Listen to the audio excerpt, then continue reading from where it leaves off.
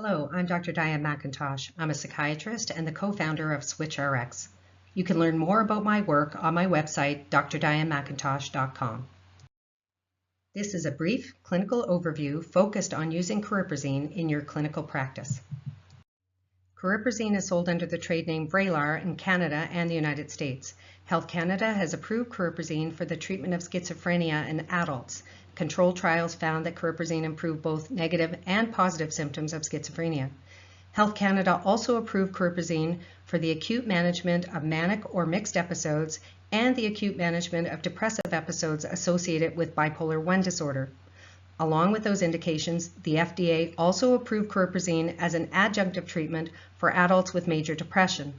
In Canada, the use of cariprazine for unipolar depression would be considered off-label. Cariprazine is a unique medication. However, it's included in a class of medications commonly referred to as atypical antipsychotics. While that term is inappropriate because it may create barriers to treatment for some patients, given that these medications are used to treat many disorders that don't necessarily involve psychosis, for simplicity, most clinicians continue to refer to this class of medications as antipsychotics. Cariprazine, aripiprazole, and brexpiprazole are sometimes referred to as third-generation antipsychotics because they are D2 partial agonists. This differentiates them from the second-generation agents, such as quetiapine and risperidone, which are D2 antagonists, not partial agonists. What differentiates second and third generation agents, or atypicals, from the first generation or conventional antipsychotics, such as haloperidol and chlorpromazine, is their affinity for serotonin, or 5-HT2A receptors. The second and third generation agents' affinity for the 5-HT2A receptors is greater than their affinity for D2 receptors, which likely explains their established benefit for depressive disorders. Cariprazine is the newest D2 partial agonist treatment option. It offers some unique features that differentiate it from other third-generation agents. For instance, while aripiprazole, brexpiprazole, and cariprazine have similar affinity for the D2 receptor, cariprazine's potency at the D2 receptor is approximately 5 times greater than that of aripiprazole. Additionally, cariprazine has a much greater affinity for the D3 receptor compared to any other second or third generation agent. Modulation of the D3 receptor may have an impact on cognition, mood, motivation, reward, and addiction. Because of these unique receptor affinities, patients who don't respond to one third generation agent might respond to cariprazine and vice versa. Cariprazine's recommended dose range and titration schedule differs depending on the disorder, but the usual starting dose is 1.5 milligrams daily, regardless of the diagnosis, and it can be taken with or without food.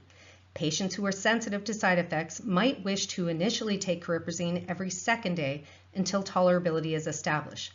However, for severe psychotic disorders, a more rapid titration is generally recommended and is usually very well tolerated.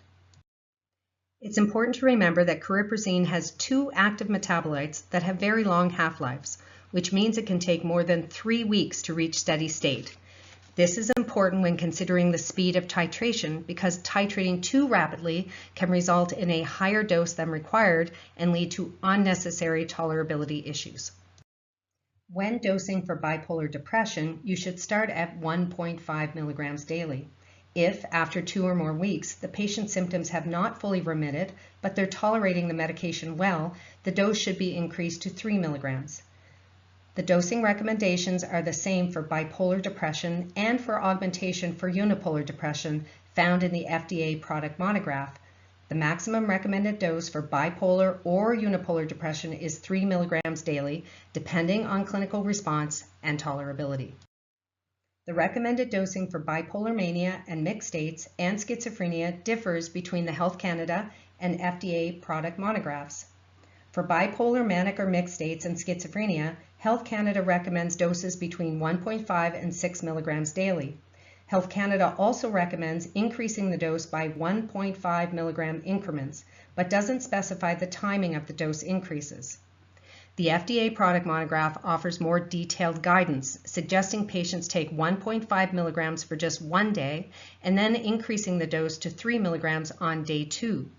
Further adjustments can be made by 1.5 or 3 milligram daily increments up to a maximum recommended daily dose of 6 milligrams, depending on clinical response and tolerability. Doses above 6 milligrams did not confer increased effectiveness sufficient to outweigh dose-related side effects. The most common side effects associated with cariprazine, meaning those with an incidence of greater than 5% and at least twice that of placebo, were extrapyramidal symptoms, akathisia, nausea, and constipation. Monitoring for akathisia and other extrapyramidal side effects is important for all patients prescribed D2 antagonists and partial agonists.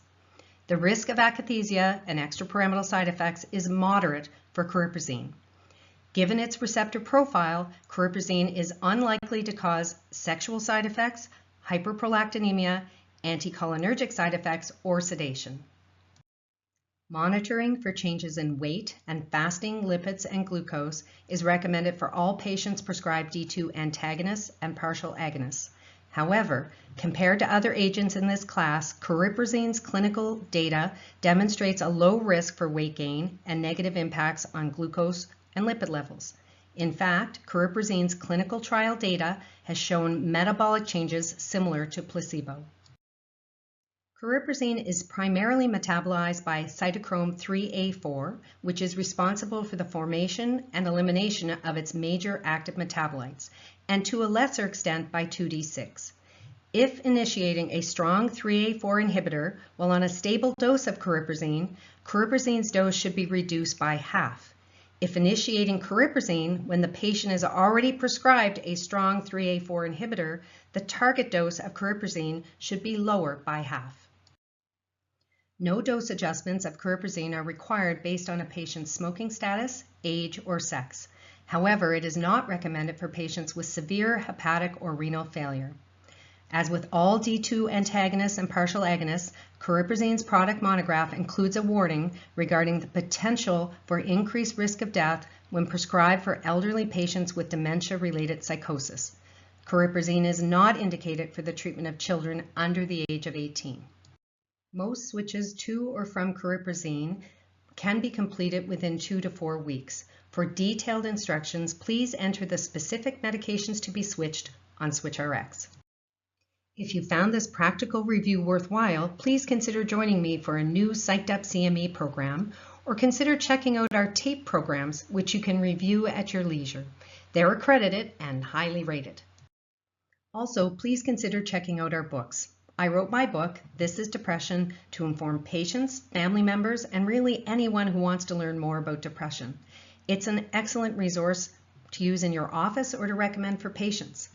Rick's Clinical Handbook of Psychotropic Drugs is an invaluable resource for any prescribing clinician or healthcare professional who works with patients who are prescribed psychiatric medications.